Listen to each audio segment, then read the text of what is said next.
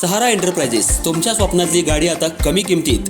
इचलकरंजी शहरालगत असलेल्या कबनूर चंदूर रोडवर कोन्नूर पार्कमधल्या सहारा एंटरप्राइजेस इथं पश्चिम महाराष्ट्रातली विविध बँका आणि फायनान्स कंपन्यांनी जप्त केलेल्या जुन्या दुचाकी आणि चारचाकी गाड्यांची विक्री केली जाते। शोरूम किमतीपेक्षा 25 ते 50% पर्यंत कमी दरात, उत्तम स्थितीत आणि संपूर्ण कागदपत्रांसह त्वरित डिलिव्हरी। दुचाकी 20,000 पासून पुढे तर चारचाकी 50,000 पासून पुढे। आपल्या पसंतीची कार किंवा बाईक आता अगदी परवडणाऱ्या दरात घेऊन जा। विश्वास, पारदर्शक व्यवहार आणि उत्तम सेवा हेच आमचं वैशिष्ट्य। पत्ता Konnur park, Kabnur Chandur road, Ichalkaranji. Proprietor Rajubhai Ajgar. संपर्क 8055810910 आणि 9860785786। सहारा एंटरप्राइजेस, दर्जा, विश्वास आणि बचत यांचं परिपूर्ण ठिकाण।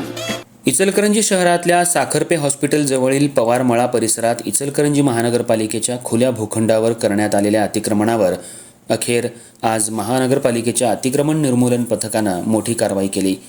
गेल्या 40 ते 50 वर्षांपासून 4 ते 5 कुटुंबियांनी या जागेवर घरं बांधून तिथं ते वास्तव्याला होते। न्यायालयाचे आदेश आणि वारंवार नोटिसा बजावूनही अतिक्रमण हटवलं जात नसल्यानं आज महापालिकेनं JCBच्या सहाय्यानं संपूर्ण अतिक्रमण हटवलं। सकाळपासूनच महापालिकेचं अतिक्रमण निर्मूलन पथक, अधिकारी आणि कर्मचारी पवारमाळा परिसरात दाखल झाले होते। कारवाई दरम्यान मोठ्या प्रमाणात पोलीस बंदोबस्त ठेवण्यात आला होता। अतिक्रमण हटवायला सुरुवात होताच परिसरात तणावपूर्ण वातावरण निर्माण झालं। काही अतिक्रमणधारकांनी कारवाईला विरोध करत अधिकाऱ्यांशी वाद घातला। यावेळी अतिक्रमणधारक आणि महापालिकेच्या पथकात जोरदार शाब्दिक वादावादी झाल्याचं पाहायला मिळालं। परिस्थिती नियंत्रणात ठेवण्यासाठी पोलिसांनी हस्तक्षेप करत नागरिकांना शांत करण्याचा प्रयत्न केला।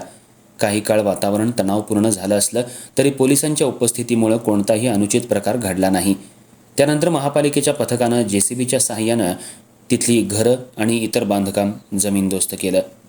महापालिकेच्या अधिकाऱ्यांनी दिलेल्या माहितीनुसार संबंधित जागा ही महानगरपालिकेची खुली जागा असून त्या ठिकाणी अनेक वर्षांपासून अनधिकृत बांधकाम करण्यात आलं होतं। न्यायालयाकडून अतिक्रमण हटवण्याचे आदेश प्राप्त झाले होते। त्यानुसार संबंधितांना अनेकदा नोटिसा बजावण्यात आल्या होत्या। मात्र अतिक्रमणधारकांनी जागा रिकामी न केल्यानं अखेर ही कारवाई करण्यात आली। दरम्यान या कारवाईमुळे परिसरात दिवसभर चर्चा सुरू होती। काही नागरिकांनी महापालिकेच्या कारवाईचं समर्थन केलं तर काहींनी अनेक वर्षांपासून वास्तव्याला असलेल्या कुटुंबांवर अचानक कारवाई केल्यानं नाराजी व्यक्त केली।